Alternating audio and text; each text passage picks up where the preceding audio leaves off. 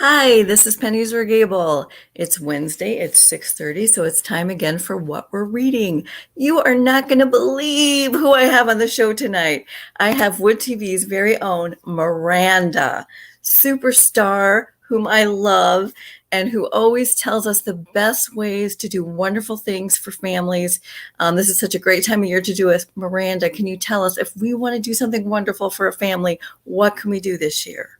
Oh, well, first of all, thanks for having me on the show. This is so exciting.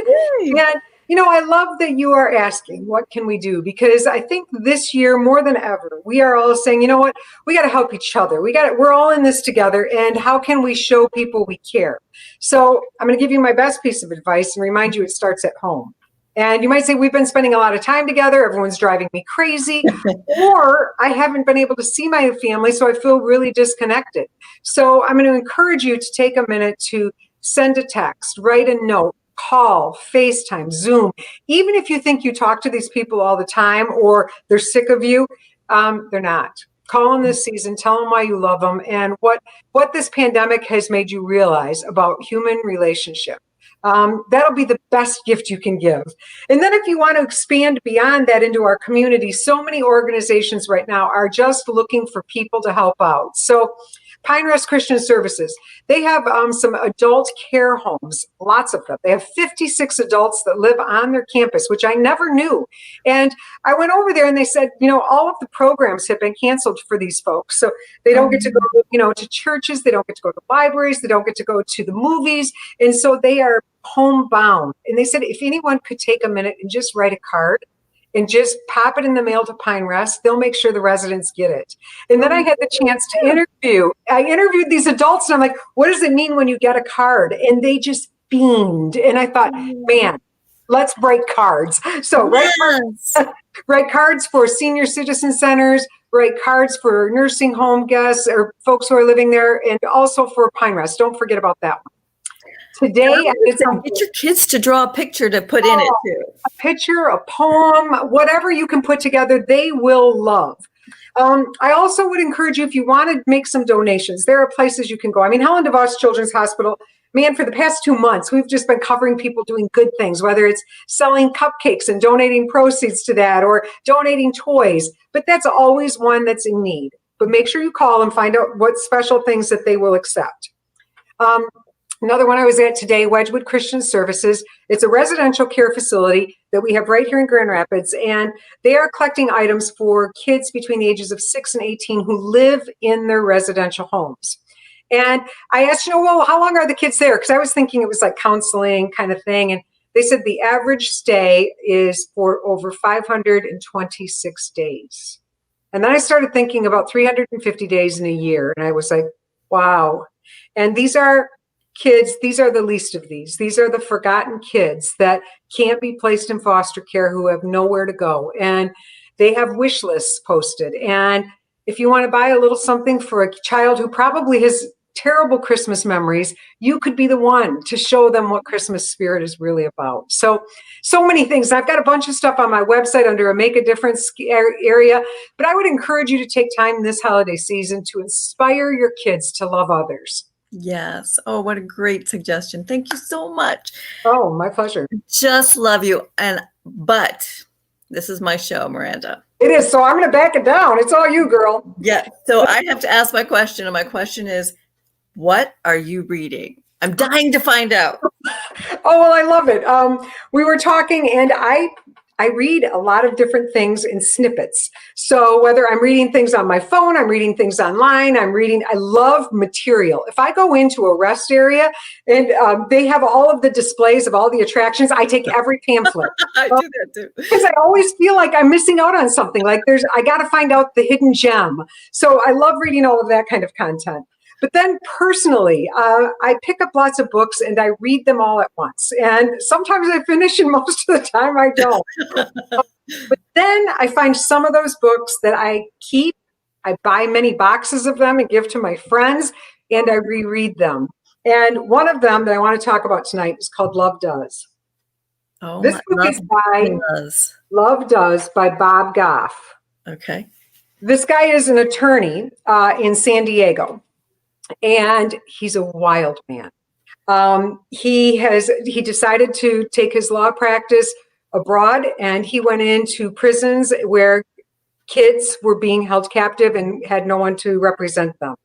And he got 4 or 5 of his other buddies and who were attorneys, and they went in and they just went after it. And they got all of these people representation in the court system and got them out of prison because they were being held for crimes they never committed. And he did it as a young man, and it impacted him in such a way where everybody talks about the problems of the world, but nobody does it. And he has kind of modeled his life as love does. Let's not talk about the problems. Let's not talk about what we could do. Let's just do it. And the book really focuses on just take the first step. Just take the first step to show somebody love, because that's what's going to change us, and it's what's going to change others, and that's what's going to make a world difference. And each chapter is a little story of someone who has taught him what it means to put love in action. So it's these interesting little life stories, and then he posts the takeaway, the question.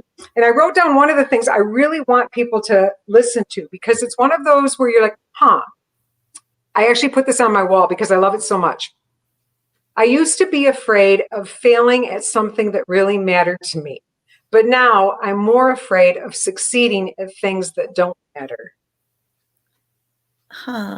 So, we spend all this time working and finagling and organizing and planning for the things that we think are so important. And then COVID-19 hits, or whatever that thing is, something with our kids, something with our families, with our job, and it changes everything. And suddenly we realize that, what's really scary? I'm successful at something that doesn't count. And so he really challenges you to build a life that matters. And how do you do that? It's not about awards. It's not about accolades. It's not about, things that we thought were so important. It's about being a genuine human, a person of integrity, and a person who loves other people. People will remember you by what you did for them, not by what you've said to them. So let's put our words into action, and let's just call it love does. He inspires me.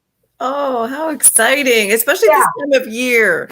After this horrible year, what a great message to send out. Let's all remember love and what love does. Absolutely. And, love doesn't judge our friends for having different opinions. Love doesn't judge someone for whatever it is. Love just is there. And I think that's one of the things that really I hope people have learned. I know I have. We have been busy. Let's be honest. The 2000s were busy. I have never run so much. Every family I met wanted to tell me the 13 things their kids were involved with and how they never have time and blah, blah, blah. And then in March, everything stopped. And suddenly we're baking banana bread and playing board games and thinking we've got 2 more weeks of it. And look at where we are. But it's funny. I think on this side of things, so many families are saying, oh my gosh, we eat dinner together more than ever.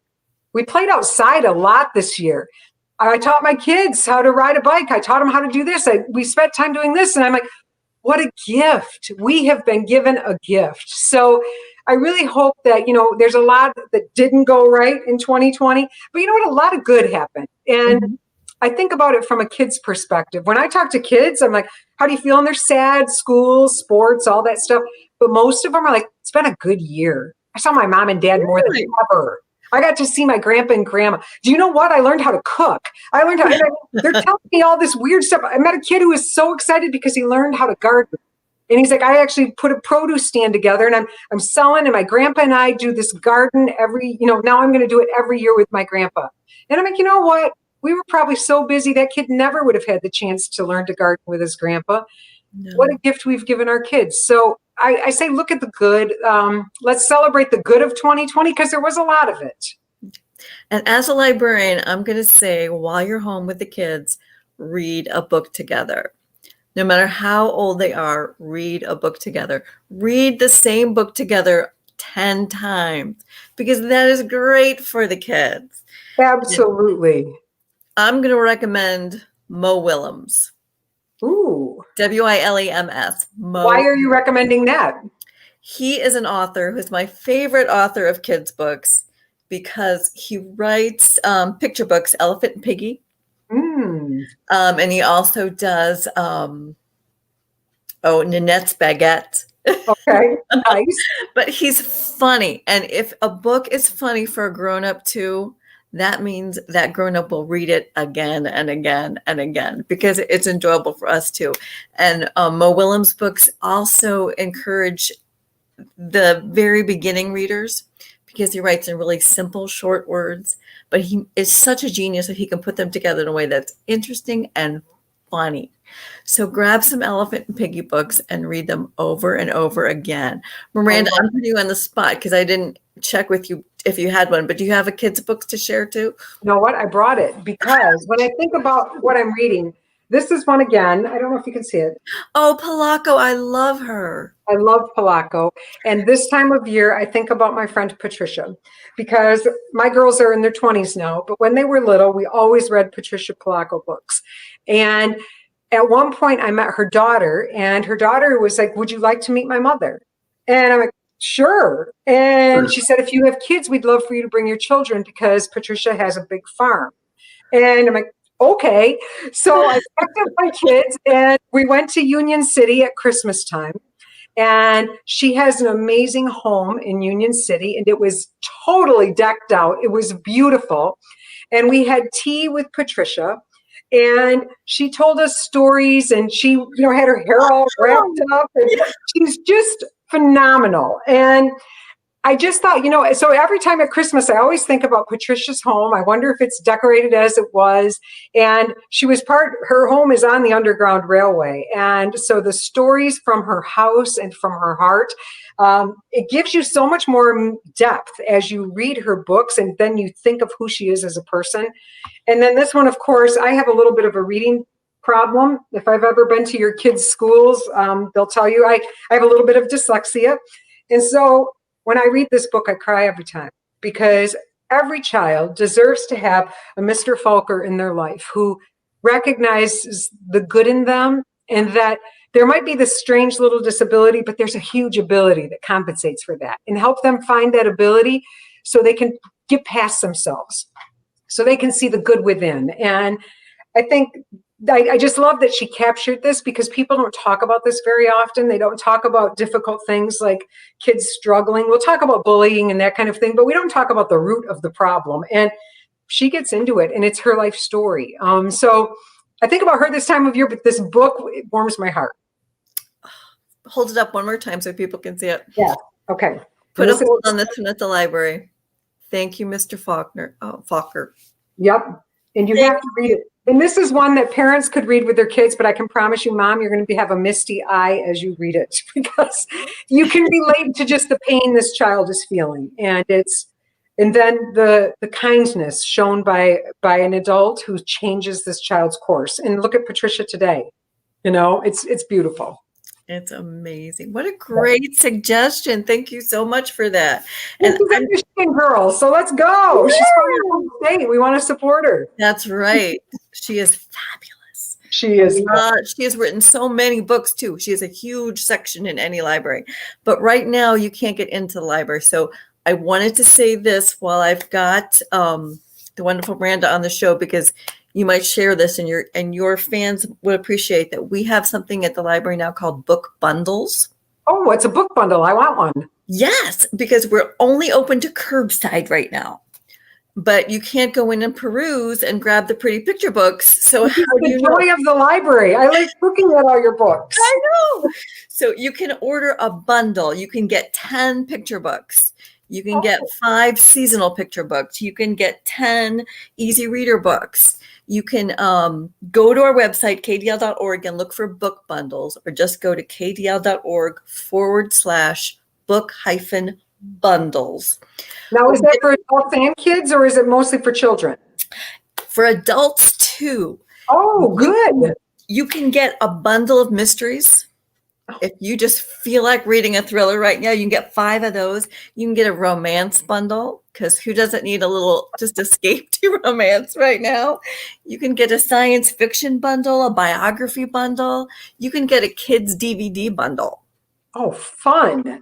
I love how you guys have really adapted to the situation. And, you can't be open and it's sad, but you have said, we're still here for you. And I really respect that. We are trying we miss everyone so much. I bet. You've never seen so many brokenhearted librarians as the children's librarians right now who miss story time so much. You know what, though? I want to give a shout out to those children's librarians, though, because, we do our summer reading club. We have for 30 years working with librarians, 85 librarians in Western and Southwestern Michigan. And anytime I talk to people about librarians, I get misty-eyed or emotional because you know what? You are the most loyal, most dedicated people I've ever worked with because you believe in community, you believe in literacy and the power of a good book and how it can change a child. And I think, man, you can see it, the joy it brings you. And I just think you're shining a big light in our community. So I want to thank you and every one of our librarians. And we all miss you. We miss coming in and having you recommend things for us. But we want you to know you're still loved. Oh, well, thank you so much. And I don't think it'll be long now. We're going to get through this and we're going to have you back in the library. And I'm going to be talking to you about books in the library. And you're going to be with our fabulous youth librarians doing story time. In the meantime, check out our website, check out book bundles, check out Miranda's Facebook page for all the wonderful good you can do in our community. If you do just a fraction of what she has done in this community, you'll be doing something this holiday season. Miranda, thank you so much for being on tonight. Join me next week where we take kind of a different turn.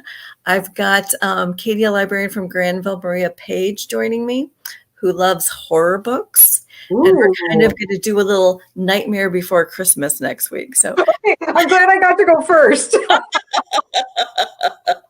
Well, thanks again. And everybody have a good night. Join me next week for What We're Reading. Thank you. Bye-bye.